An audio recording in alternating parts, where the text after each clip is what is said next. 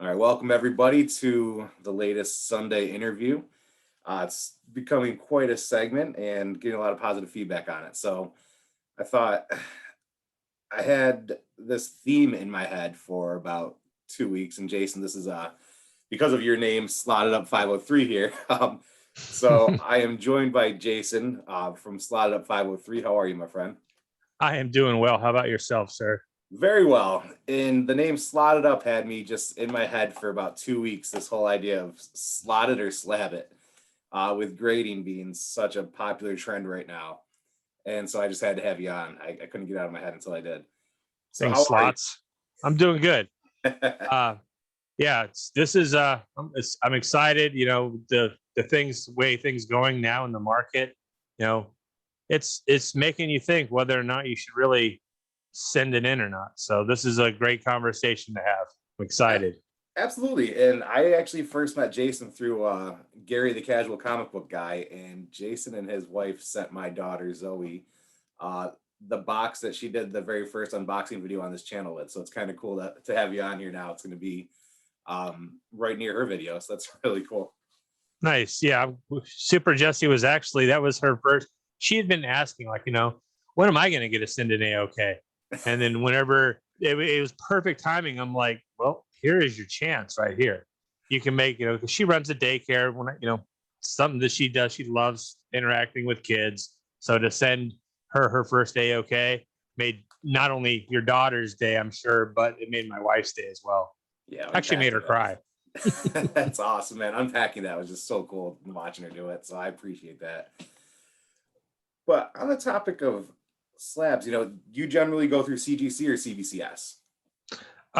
I've used both. I've got books at CBCS currently that are for their signature verification, because that's not a service that CGC currently offers, and it's not something that they're going to offer ever, from what I'm hearing or from what I've read. Yeah. So for that, I send to CBCS, but for everything else, I've sent everything to CGC. Gotcha. When considering grading a book here, I think it's changed a lot over time, and with prices going up, shipping returns, I mean, they've been backed up at CGC 6 to 8 weeks beyond when you normally get a book back. I know the CBCS has a pretty solid 4 week turnaround on some stuff, unless it's 6 weeks for the autograph books. What goes through your mind before you send in these books for grading? Really, since I've gotten my first setback and seeing the time it took, really, I just send them in, and I don't really have a high expectation of. I just completely try to forget about them, and then eventually, and in the back of your mind, you're thinking, all right, are they done yet? You go to the website and you check, but when I send out books, I'm thinking to myself, these books are books that are going to be gone for up to 5 to 6 months. That's my expectation, right? Mm-hmm. That way I'm not disappointed. So what determines whether or not you slot them, throw them in your box, or send them in for grading? What do you look at? What factors come into play there? First thing is, am I going to keep it?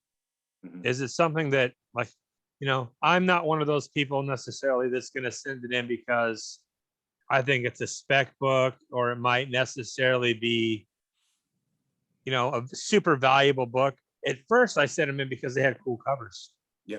I won't lie. I mean, I'm even guilty of sending in a blank cover for whatever reason. I thought it was a great idea, but I did my first submission. But it's usually if it's going to be in my personal collection, or if it's a book that I think that someone will really like, that if I'm going to do for my next round of mystery boxes, if I think, it's a book that people have talked about, or it's a certain hero that I know a lot of people are really into, I'll get it slabbed for the purpose of having it to throw into a mystery box. Definitely. You talk about the personal collection. I just have a couple examples here. I have a Black Panther 1 9.8. It serves no purpose when it comes to value and things like that, but it's one personal collection. I just happened to get that back recently. But there's also the idea of resale, which a lot of people think about. And I'm not a big seller, particularly. I do local claim sales. I have an eBay shop, but I don't really go out of my way to sell books. I'm not out about well, I can't wait to send this in and get some money back usually. But I do think about the potential, should I need to, would I like to be able to have it graded so I can sell? Because obviously, well, actually, the market's kind of changed. It was before where you graded books would command, the money and everything else, but now people are kind of trying to get them raw because of how much cheaper it is. Yeah. So that definitely comes into play when I'm thinking about it too. Yeah, it does for sure. Like that New Mutants 98 that I had. I bought that, for a few $100s. And at the time, the guy said it was a 9.4. And I'm a Deadpool fan, right? The movie was, I liked it. I'm a fan of Deadpool in general. But I sent it in thinking, yeah, it's a good book to send in. If it comes back even a 9.4 or a 9.6, I'm going to make a little bit of money if I sell it. That was a book I actually intended on selling. But when it came back, it was a 9.8. I was Wow. like, okay, now the doubt is completely gone. There's no chance I'm keeping this book, and it's absolutely getting sold. And I sold it. I think I sold it for $13.50, and literally 2 weeks later, it was at like $2,500 to $2,800.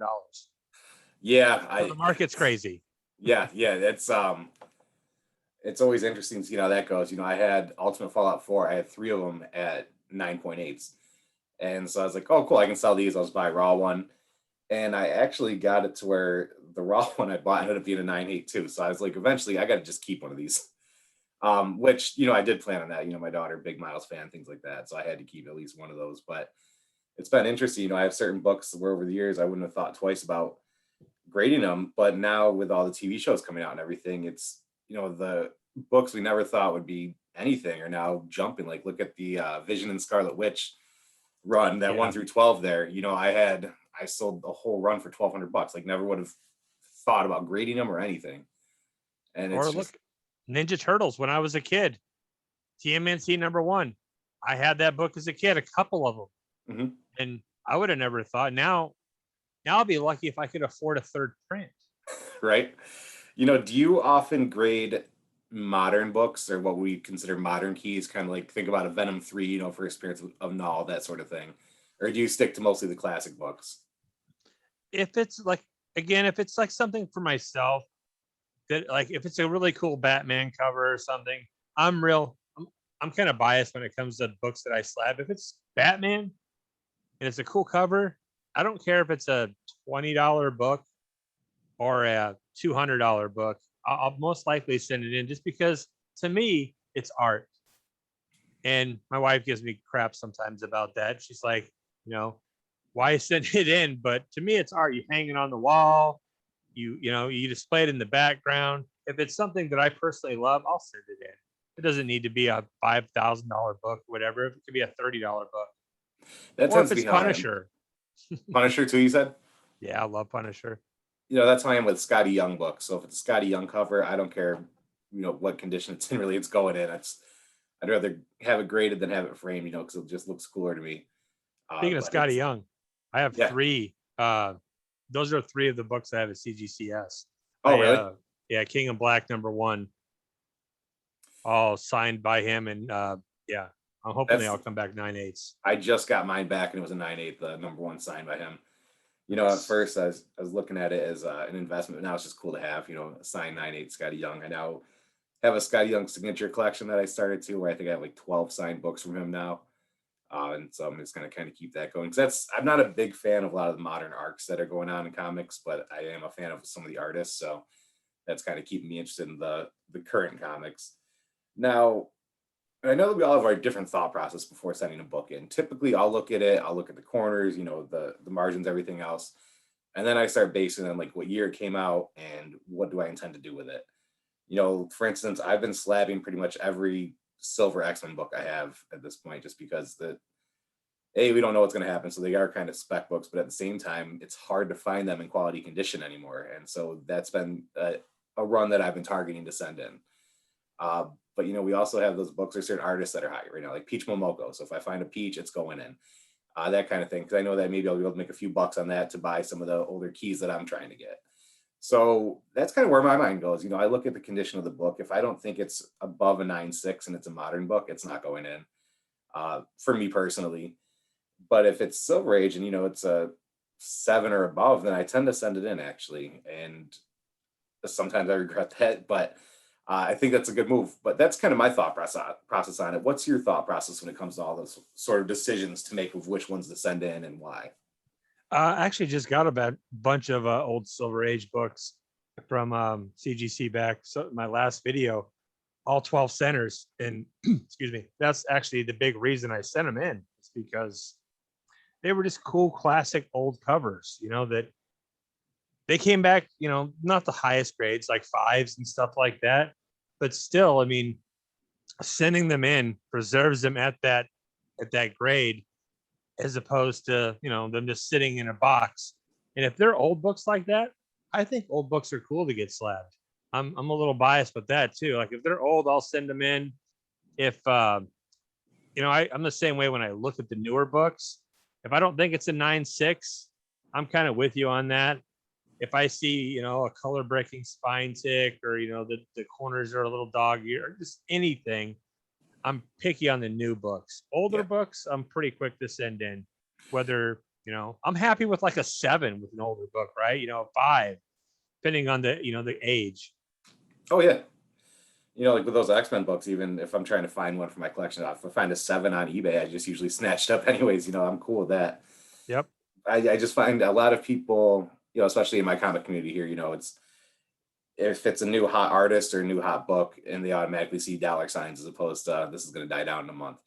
And so I think a lot of people regret sending some books in, especially with the turnaround time now, because there's the whole speculation like during the Falcon and Winter Soldier, which issues were going to be hot, and people are sending them in as the show's on. Now that value is going down a little bit because the show's over, and so people aren't as in a rush to get these books. I have a friend who sent in 1 through 12 of the Vision and Scarlet Witch series, and he just got it back. Those aren't nearly as popular anymore. So I mean, that was a All you think, 12? yeah, Wow. and yeah, because I mean, there were a couple of lots on eBay that sold for quite a bit, and he saw me sell mine, but I had already had mine slabbed, so it's a little different as opposed because that late night eBay scrolling that people do, and they're like, oh, gotta have it, gotta have it. But then the show ends, and you're left with these graded books that you forgot you even had in your collection to begin with. So there is that piece of regret. So I've been trying to help newer collectors or people just get into the grading, kind of see that aspect too. It's like, yeah, you have these books, but they're only hot for a certain amount of time. So is it about Yes. the value for you? Is it about, I'm cool keeping this too? If it's if it's for myself, I don't care the value wise. If it's for my personal collection, I don't mind keeping them. Mhm. Lower grade stuff like that. But if I'm going to sell them, I prefer the higher grades, because you get obviously more money. But with these older books, though, they hold the value a lot better. Like you're talking X-Men books. Those are, the X-Men is a classic, staple of comic books.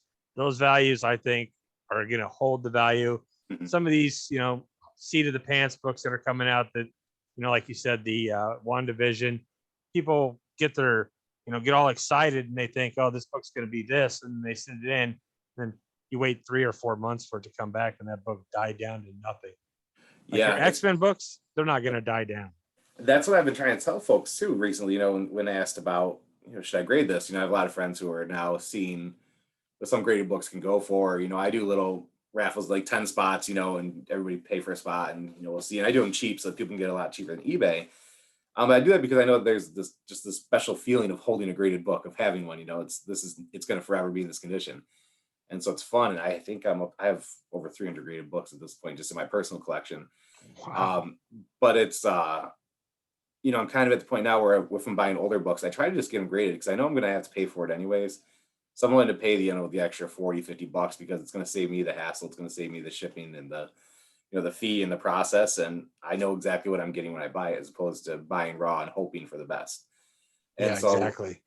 if it's pre 1980, I've been really just trying to buy graded to begin with, to save me the hassle, because I know I'm going to send it in anyways. But it's been interesting to see, during this whole pandemic, PSA has been flooded, CBCS has been flooded, CGC has been flooded. And so it's interesting to see people, maybe have a little extra cash to go through the process, but I've never seen them backlogged in a way that they are right now. And during this time, I've also noticed that the grading's been a bit inconsistent to me from CGC, where a book that I thought was maybe a 9.6 comes back a 9.2, or a book that I thought was a 9.4 comes back a 9.8. And never gonna argue getting a 9.8 back, but I've noticed that as uh, the the books going in is intensified, the grading seems to be a bit inconsistent. Have you seen that as well? Yeah, there's a couple that we got like I want to say ASM 365, the shiny foily one. Mhm. My wife got back and there was, I think she got it back a 9.6 or something. And I was looking at it going, how did this get a 9.6? There's like 3 or 4 color breaking, spine ticks on that book that I see, and I'm not a professional. Mhm. So I don't know how. And then you see another book, that'll grade, like a 6. And I'm like looking at it going, okay, where are the grading notes? Right. I'm like, I don't know how this book got a 6, but this one over here got a 9.6, and I see obvious, or I see, I've had a few that you get and you can shake them. Ugh, I Have you hate that. gotten that? I can't stand that. That's actually why, as of late, I've made the switch to CBCS. I like their new labels. I think that the way that they fit inside the plastic um, is much better than the CGC. And I also noticed that they seem to be a bit harsher on the grading, I'd say, within the last year, to where I'm content getting a 9.4 if I know it's a firm 9.4. I see their notes to show why. And it is stuff that maybe I missed, because it almost makes the 9.8 from them feel a bit more satisfying than when I get one from CGC that I notice is not a 9.8. For instance, I'm holding Black Panther one, the Ta-Nehisi Coates first one, and I see spine ticks and I see a tear at the top corner and the bottom corner, and it's a 9.8. Wow. And then I look at a book like this that's an 8.5, the first Shuri. There's nothing wrong with this book whatsoever, where if I looked at it raw, I probably would have said it's at least a 9.4. And so, when I look at the consistency there, I'm looking at a book where you don't even have to examine it. First glance, you're like, wow, how'd that get a 9.8? So Right. it's those consistency issues for me have been driving me nuts for the last year, just because it's, I often look at books for folks and tell them whether to send it in or not, or, what should come back. And I'm usually pretty spot on, but uh, it's just been interesting to me, to say the least, for last year. And I've made a conscious decision recently that for my personal collection, I'm going through CBCS. And Yeah, CBCS, I don't have anything against them, honestly.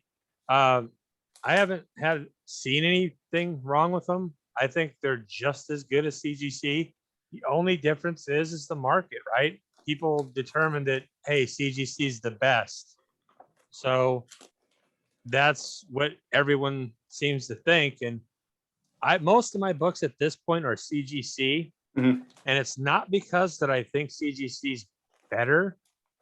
It's because most of my books are CGC, and I'm a little anal now. So I'm like, I want all my books to be CGC. I don't want some CBCS, but I'm also not opposed to, switching if one's better than the other, because CGC's gone up in price, and I want to see results for what they're charging.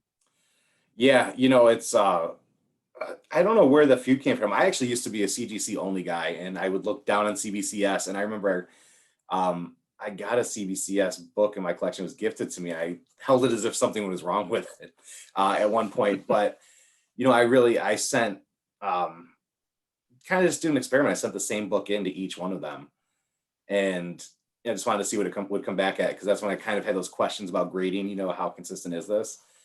And it did come back a 9.8 from CGC, and it came back a 9.4 from CBCS, which is what I thought it should be.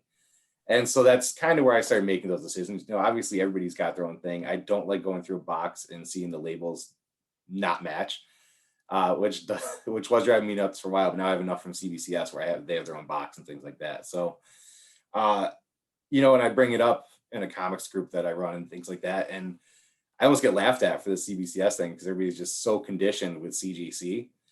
But I mean, it's, as you mentioned, CGC is now changing their price, to get your 25 books and shipped and everything else. It comes like $5.48 now Yeah. for the box. And that's, if you think about the rate that people are sending books in, especially comic shops, stuff like that, and you think of the return some people are hoping to get, I mean, that extra $50 is pretty much, you could have graded a couple books for that, or it's made the price difference on you, when you go to sell it too, you're eating that cost. So it's definitely something to consider. I was looking at memberships the new one with CGC and then the membership with CBCS today. And I think I'm going to pull the trigger and do a CBCS, my own personal membership. Simply their turnaround times really quick, the verification on the signature, the signed books. But I'm also noticing that they are now at a lot more events than CGC is. The representation in the community is growing quite immensely. And just because I'm a nerd, I've been looking and seeing a lot of higher end books are coming through CBCS now too. So people are starting to have confidence in them and trusting them. So now, they're going to be, what is it, $7 cheaper a book than CGC, I think. Yeah, and funny thing you mentioned that too is because when I had that thing with talk with Rob about CGC and their Mhm. price things, I was like I was pro CGC, and I was talking about how well CGC are raising the prices, but you get more for that book, right, in the open market. But I never really considered what you just said.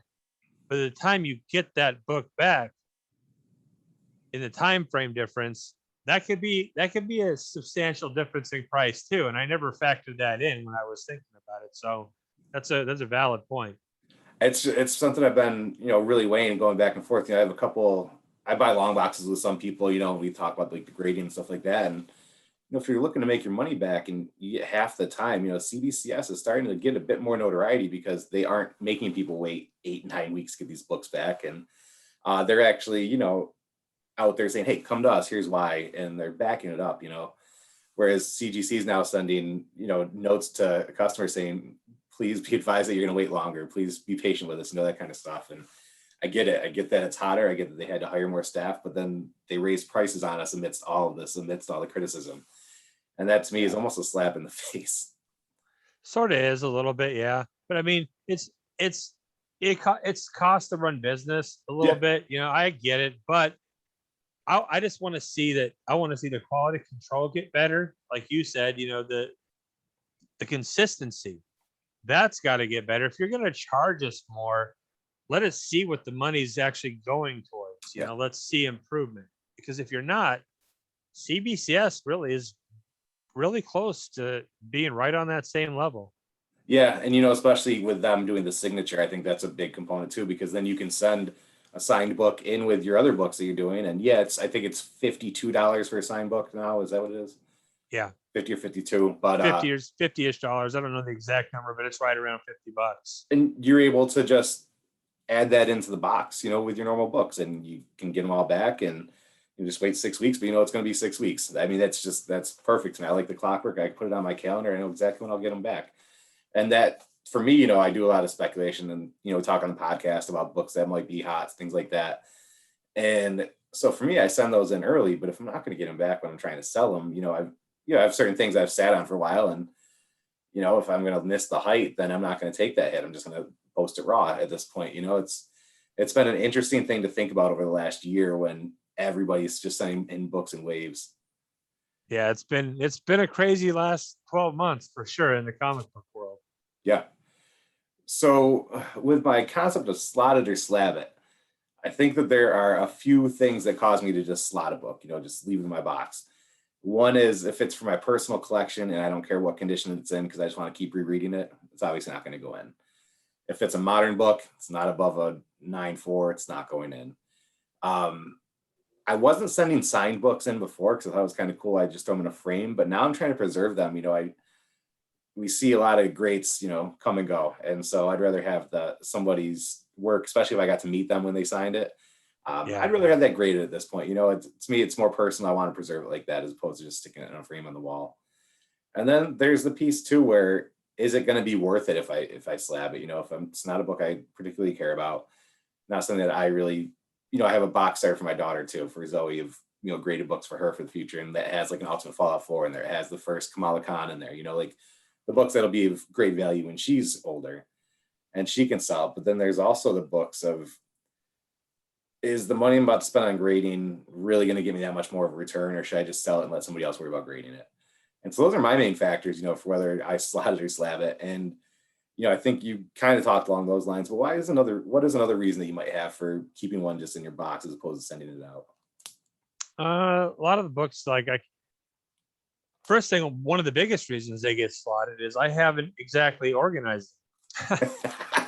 They get slotted in the box because I haven't gotten to them yet to decide whether or not what I'm going to do with it. That's probably the biggest reason. Mhm. And, between my new comic book day and the mystery boxes and stuff like that, it starts building up. And after a while, I just have to, take some time with me and my wife, and we'll just sit down and we'll take literally like 3 or 4 hours. We'll just be on the floor. All right, what are we going to do with this? We want to add this. And then if we want to keep it, we'll make, we'll put a divider in there. We'll make a title for it. We're like, okay, this has got its spot now. But, or if I think that, if like I said earlier, if I'm going to make a mystery box, Yep. if I think they're good mystery box books, I'll keep them, in there. But as far as slabbing, I'm going to start slowing down on my sending books in, because the prices has gone up. And like you were saying, by the time we get these books back, was it really worth sending them in?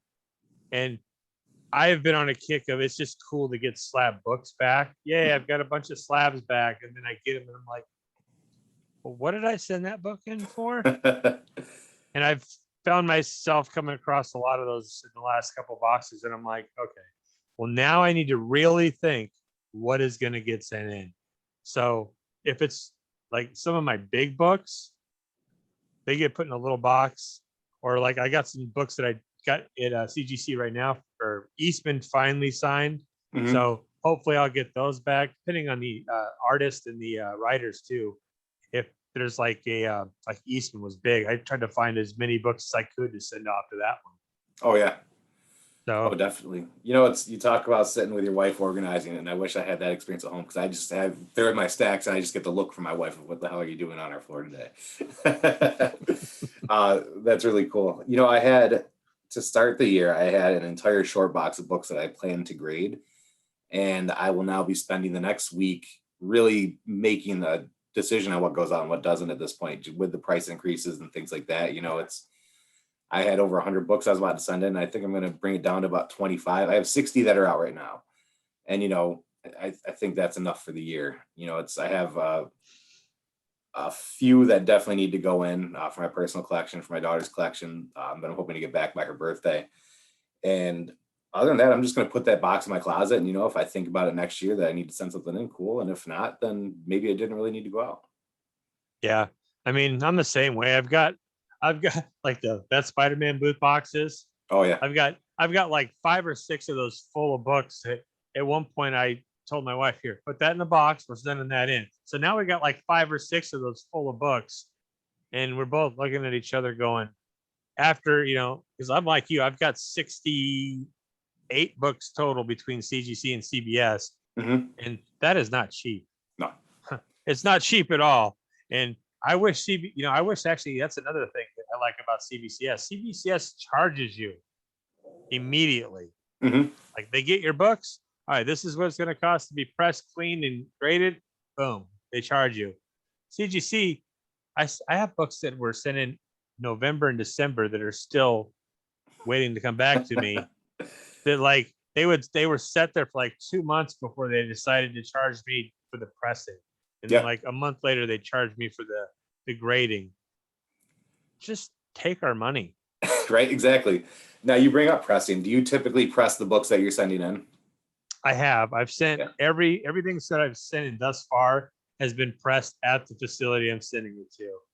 I need to stop doing that, because that is the biggest reason that my books are taking so long. Yeah.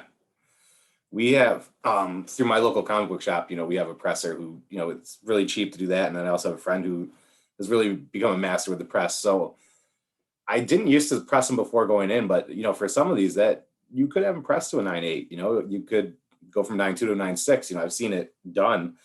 So it's definitely worth it. So if folks are just getting into grading, I would definitely recommend finding a local presser, or, you can get it done at CGC. It's just going to take about 2 weeks in additional to get that back, if not more.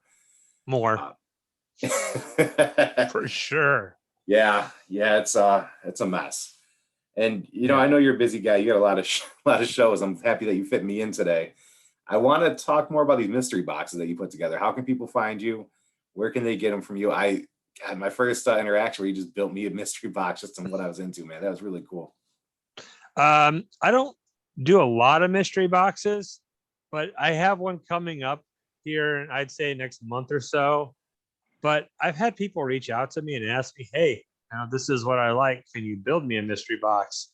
And if I think that I have the right books, and I've opened a lot of mystery boxes, so I try to make sure that the mystery boxes are more value than what people are paying, and that there's going to be what they like in it. Because I've opened a lot of mystery boxes and I'm thinking to myself, okay, out of that box, I'm keeping one book and I just paid $150 to $200 for it, or Yeah. I'm keeping two books. So I don't want anyone to have that same, experience. So I try to make them overvalue, and I try to ask people what they like, so I can at least put something in there that stays in their PC, because that to me is the most important thing about a mystery box.